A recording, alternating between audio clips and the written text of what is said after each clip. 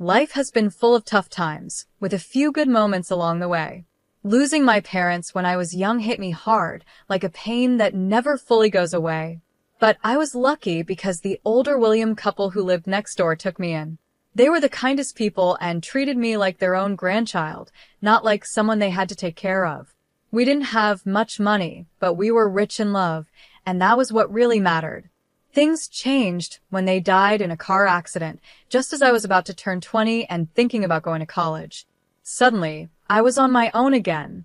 They left me some money for school and their house in the suburbs. Even though it was full of memories, I decided to sell it because it reminded me of them too much. I used the money to get a small apartment in the city, close to the college where I was going to study financial management. I met Michael at a friend's party. He was easygoing, fun, and didn't care what others thought. We got along right away. He accidentally bumped into me and spilled my drink. "Hey, watch it," I said, more surprised than angry. He smiled and said, "All right, my bad. Let me fix that." "What were you drinking?" I said, "Just beer," and he called out, "2 beers coming right up." That was Michael, simple, straightforward, and relaxed. We talked all night about everything and nothing. We found out we both hated sushi, but loved old movies. Talking to him was easy, and when the party ended, I didn't want to say goodbye. A year later, he proposed. We were watching TV together, just the two of us. He pulled a ring out of his pocket, no big speech or fancy gestures, and said, "Marry me," holding the ring so tightly I thought it might break. I laughed, not because it was funny, but because it was so perfectly us, simple and a little messy. "Yes, of course, you big goof," I said. Getting married didn't change much at first. It just felt right. We were the same as before, just officially married. We made ourselves at home in my small downtown apartment, close to the busy city, but having someone to share the quiet moments with made a big difference. Evenings didn't feel so lonely anymore, and for the first time in a long while, life felt complete. Marriage brought some comforts, but just when you start feeling settled, life can throw surprises your way. Michael's parents, Mr. and Mrs. Jacob, were wonderful people. From the start, they welcomed me warmly into their cozy suburban home. I could see where Michael got his laid-back attitude from. Their kindness was a balm to my still-hurting heart after losing my own family. Mrs. Jacob would often say, "We're so happy you're part of our family now," and squeeze my hand with a firm, yet gentle touch. I'd always say, "Thank you so much for making me feel so welcome." We began spending weekends with them, having backyard barbecues and long chats over hot cups of coffee. Life felt simple, honest, and good until it wasn't. Michael had to go on a work trip for a year, taking him out of state. The timing wasn't ideal, but it was a great chance for his career. Soon after he left, Mr. and Mrs. Jacob's health started to decline. It happened quickly, and one day Mrs. Jacob called, sounding deeply worried. "Anna," she said, her voice trembling, "we need your help. I'm sorry to bother you, but things aren't good. Mr. Jacob is not doing well." I quickly packed my things and headed to their home. It hurt to see them both looking so frail. Mr. Jacob, who had always seemed so strong, now looked smaller, connected to tubes for his treatment. I settled into their routine, taking care of the cooking and cleaning, while Mrs. Jacob focused on looking after Mr. Jacob. In the evenings, I would read his favorite books to them. Often, he'd fall asleep before I finished a chapter, but on good days, he'd quietly say, "Thank you, Anna," even though his voice was weaker than before. I'd smile and reply, "It's my pleasure," holding his hand to comfort him. One afternoon, while I was preparing dinner, Mrs. Jacob sat at the kitchen table, looking more tired than usual. She wrung her hands nervously and said, "Anna, I don't know how to say this, but we're having some problems. Mr. Jacob was the main provider, and now things are tough." I put down the knife and gave her my full attention. "Sweetie, we're in a tight spot. Would you consider renting out your apartments? I hate to even ask, but maybe it will help us get through this tough time," Mrs. Jacob said, looking down, clearly embarrassed. Her words showed how serious their situation was, and I felt sorry for them.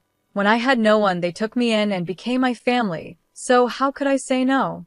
I tried to ease Mrs. Jacob's worries and said, Of course, Mrs. Jacob. I'll take care of it right away, without even thinking twice.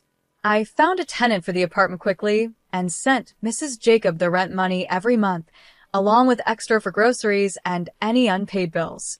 Family is what holds us together, so even though my commute to work became a long, tiring drive, I reminded myself of this on the hardest days.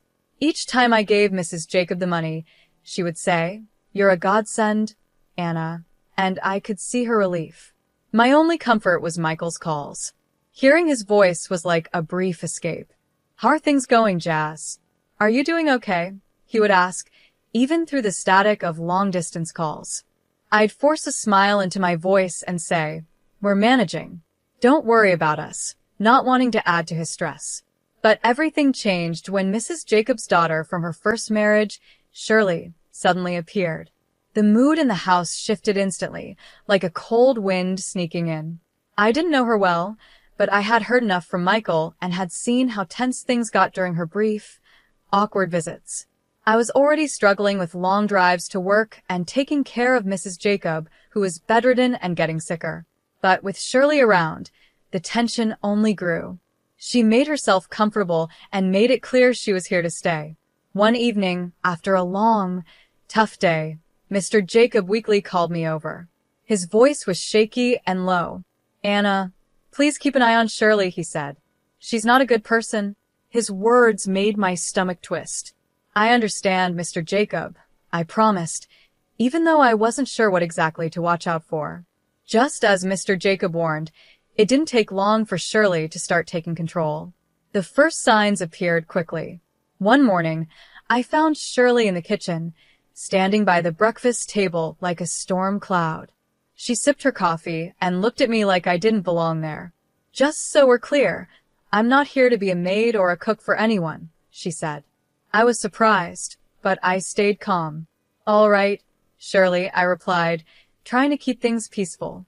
"I can keep handling everything. I've been doing it so far." "Good, because I'm not doing anything. This is Mom's house," she snapped, daring me to challenge her. From that day on, Shirley made sure everyone knew she was there, and not in a friendly way. She ordered takeout just for herself and her mom, leaving the empty boxes for me to clean up. It hurt, but I kept quiet because Mr. and Mrs. Jacob deserved their peace. One evening, Mrs. Jacob, with a hint of her old warmth, said, "Anna, why don't you stay and eat with us tonight?" But before I could answer, Shirley cut in. "Anna has been busy all day, Mom. She probably wants to eat later," acting like she was looking out for me. It was clear I wasn't welcome. The days felt longer, and my chores piled up. Shirley's attitude spread throughout the house. Late at night, I could hear her talking to her mom, using harsh words to turn her against me. Slowly, Mrs. Jacob, who used to be so kind, changed. She thanked me less, and her looks became colder. A few weeks later, Mr. Jacob passed away. Michael flew in for the funeral, just in time to say goodbye. The whole event was sad, but having him, there was a relief. We hadn't seen each other for months, and it felt good to have him by my side during such a hard time. At the funeral, I noticed Shirley acting sweet and polite to everyone, almost too nice. After the service, Michael and I found a moment alone. "How've things been while I've been gone?" he asked softly. "It's been fine. Everything is okay," I said, forcing a smile. He already had enough to deal with, and I didn't want to add to his worries. "Are you sure? You seem a bit tired," he said, looking at me with concern. "It's just been busy helping out around here," I said, trying to brush it off. I said, trying not to look him in the eye. It wasn't the right time to bring up all the problems brewing under the surface. After Michael left, Shirley dropped the act of being the caring sister. Her rude and disrespectful behavior returned, and I had to deal with it once again. The whole mood of the house changed. Maybe it was her way of handling grief, but Mrs. Jacob became distant and cold towards me. Our conversations turned into orders, and I started to feel less like part of the family and more like an outsider. Shirley took control of the house, acting like she was in charge. She didn't care about anyone's feelings but her own. She would even barge into my room without knocking and go through my things, like she was searching for something. One day, I was trying to find some peace in the garden when I noticed a box hidden among the bushes. Curious, I opened it and found my lingerie, jewelry, and watches inside. My heart sank when I saw some of my clothes tossed nearby. Furious, I grabbed the box and stormed back inside. Shirley was lounging in the living room, acting like she owned the place. "What the hell, Shirley?" I shouted, my voice shaking with anger. "You can't just throw out my stuff." She gave a cold, mocking laugh. "Anna, you don't live here. You're just a guest and you're not wanted. You'd be better off in the garden or on the street. You're nothing more than a beggar." Her words stung like salt on a wound. I felt my whole body tremble. I turned to Mrs. Jacob, who had just walked into the room. "Mrs. Jacob, please, tell her she can't treat me like this. This is supposed to be my home too," I pleaded, my voice cracking. But the once kind Mrs. Jacob looked at me like I was a stranger. "This is Shirley's home now. Maybe you should find somewhere else to stay." Her words hit me harder than I could have imagined. Standing there, holding the box, my heart pounded. In that moment, the home and family I thought I had fell apart. I stayed despite everything because I had made a promise to Mr. Jacob on his deathbed to take care of his wife and make sure Shirley didn't take over. But it felt like Mrs. Jacob was becoming more like Shirley every day. Her looks grew colder and her words harsher. One evening, as I was cleaning up after dinner, Mrs. Jacob lost her temper. "What are you even doing here?" "Just sitting around, not helping," she snapped, her voice full of contempt. I tried not to let her words get to me, but I still replied, "I'm doing my best to keep things running smoothly." "Best? More like you're just using everyone," she sneered before leaving the room. Her comments hurt. I had rented out my apartment and given almost all the money to Mrs. Jacob, so I knew I wasn't just freeloading. Besides, I did most of the chores, while Shirley only complained and criticized. She was the one living off her mom's pension, yet she never let up. "What does my brother even see in you?" she would taunt through the thin walls every night. I kept reminding myself of the promise I made to Mr. Jacob, biting my tongue to hold back my anger. But the house had become a hostile place, and I felt trapped. One evening, I came home early from work, and something felt off. They didn't know I was there, and as I walked into the living room, I heard Shirley and Mrs. Jacob arguing. "We need to make her sell her apartment," Shirley said, her tone cold and selfish. "You know how much we could use that money." "Yes, but how do we convince her?" "Anna won't just give it up," Mrs. Jacob replied, sounding frustrated. "Leave it to me, Mom. I'll make her do it gently. Once she signs it over, we can finally live the life we deserve," Shirley said, her words dripping with deceit. Hearing them plot to take away my only source of income was a shock. My heart pounded, and I quietly slipped away to my room. They wanted to take everything from me. I couldn't stay after that. The decision was clear. I had to leave. With shaky hands, I quickly packed my things. Every moment in that house felt like a ticking time bomb. I didn't bother saying goodbye. They didn't deserve it. I slipped out the back door and called a cab to take me to the train station. My mind was spinning as I sat on the train headed to Michael's state. I wondered if he would understand, if he would take their side. I was scared of what would happen if I stayed, but the uncertainty of what was ahead was just as terrifying. As the train moved, I watched the scenery pass by, feeling a mix of determination and anxiety. When I arrived at Michael's apartment, he opened the door, surprised to see me standing there with my bag. He looked relieved, but also full of questions. Michael's eyes widened. "Anna, why are you here? Is everything okay?" he asked, stepping aside to let me in. I took a moment to take in the cozy, warm feeling of his small apartment. "Michael, things are not okay." "Not at all," I said, my voice trailing off, showing my worry. He led me to the couch. "Talk to me, sweetheart." "What's going on?" he pleaded. I told him everything, how things had gotten worse at home, how Shirley came back, and the final straw, their plan to make me sell my apartment. Before this, I hadn't wanted to burden him while he was busy with work, but now I let it all out. As I spoke, Michael's face grew more serious, his jaw tightening and his fists clenching. By the time I finished, His voice was a mix of worry and anger. "Why didn't you tell me any of this before?" he asked. "I didn't want to make things worse. I thought I could handle it," I admitted, feeling foolish. "Damn it, Anna. You shouldn't have had to deal with that alone," he snapped, standing up and pacing. "I can't believe my mom and Shirley treated you like this." He stopped and looked at me, his eyes fierce. "No one treats my wife this way. No one," he said, pulling out his phone. My heart raced as I watched him dial his mom. The phone barely rang twice before she picked up. I couldn't hear her side of the conversation, but Michael's shoulders were tense.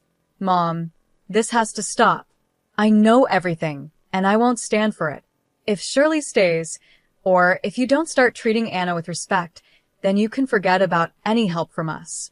"No more money, nothing," Michael said, his tone firm and unyielding. After a short but heated argument, there was silence. Michael held the phone tight. Finally, he said, "Fine, if that's your choice. Then I've made mine," and hung up. His expression softened as he turned to me. "Looks like it's just us now, sweetie. But that's all we need," he said, walking over to hug me. I leaned into him, feeling the safety of his arms around me, shielding me from all the chaos. "Just us," I whispered, realizing he was right. Now that we were on our own, it somehow felt okay. We stayed up late, talking about practical things, my work-from-home schedule, our budget, and what our life would look like now without the added burden of helping his mom and dealing with Shirley. It felt like a fresh start. We were starting a new chapter together, just the two of us. We're in this together, no matter what. "It's just you and me against the world, right?" I said. Michael smiled confidently and replied, "Right." With him by my side, I felt stronger and smiled back. The next few days were busy. Thankfully, my boss agreed to let me work from home after I reached out. Michael helped me get my things out of storage, and we set up my home office in the corner of his living room. It was cozy, and even though it wasn't perfect, it felt like ours. After a peaceful week, I got a call that felt like a ghost from the past. It was Mrs. Jacob. Her voice, which used to sound kind, now had a mix of boldness and desperation. "Anna, why haven't I received my payment this month? You know how much we need it," she said, sounding urgent. I was speechless for a moment. How could she have the nerve to ask this after everything? "I'm sorry, but after all that's happened, you really expect me to keep sending money?" I asked, more surprised than angry.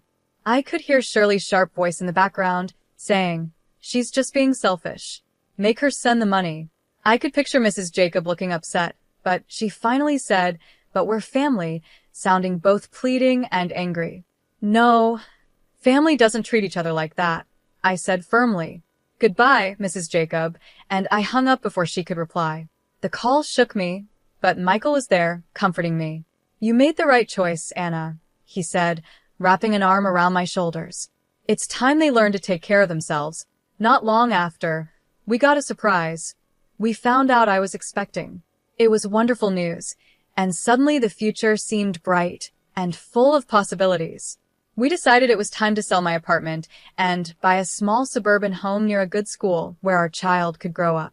As we were planning the move, Mrs. Jacob called again, but this time her tone was different. She sounded almost desperate. "I'm sorry for everything. Shirley took the money, made me sell the house, and now I have nothing. Can I come live with you and Michael's?" Her request sent a chill down my spine, and I could hear the tremble in her voice. This was a test of my resolve. "When you sided with Shirley against us, Mrs. Jacob, you chose this path. You could have chosen differently," I said, holding firm. I spoke softly, trying to keep my voice steady even though I was hurting inside. "You have a kind heart, Mrs. Jacob, but we all make choices. I know you made mistakes, but I can't just forget what happened," I said. "Can't you forgive an old woman for her bad decisions?" she pleaded. I sighed, feeling sorry for her, but also remembering all the pain her choices had caused. "I have forgiven you, but that doesn't mean I can let you back into my life," I replied. "You have to live with the consequences of your actions, just like I have." Then I hung up and blocked her number. We moved forward with our plans and bought a small, cozy house with a garden for our kids to play in. One lazy Friday morning, I was slowly reading the newspaper and sipping my coffee when a headline caught my eye. local woman arrested for massive fraud scheme. I saw a picture of Shirley, looking defeated and in handcuffs. I felt a mix of shock and, to be honest, a bit of relief. "Look at this, Michael," I said, holding up the newspaper. "It's Shirley. She's been arrested for fraud." Michael took the paper and read the story with a serious expression. "Wow, that's a lot to take in, but I can't say I'm surprised," he said. "She made her choices, and now she's facing the consequences," I said, feeling a sense of closure I didn't realize I needed. Later, we heard from friends that Mrs. Jacob was working 2 jobs and living in a small apartment to get by. The debt Shirley left behind was too much for her pension to cover along with her other expenses. "Have you heard about your mom?" Michael's friend MH asked when they came over for a barbecue one evening. "Yeah, I've heard," Michael replied, flipping burgers on the grill. There was a touch of sadness in his voice, but also determination. "She made her choices, and this is the reality now." MH nodded. "I just thought you should know." After that, the conversation shifted to lighter topics about work and sports, and the evening carried on. We had moved on, and so had life. When Megan was born, the joy we felt was overwhelming. Everything changed when I became a mom. It changed our dreams and goals, and it even healed some old wounds with new love. "Can you believe she's ours?" I whispered one night as Michael and I watched Megan sleep in her crib. I whispered softly, and Michael gently replied, "I know," as he put his arm around my shoulders. "She's perfect," he said, his voice full of warmth. We spent our days marveling at every little thing Megan did, every smile, every giggle.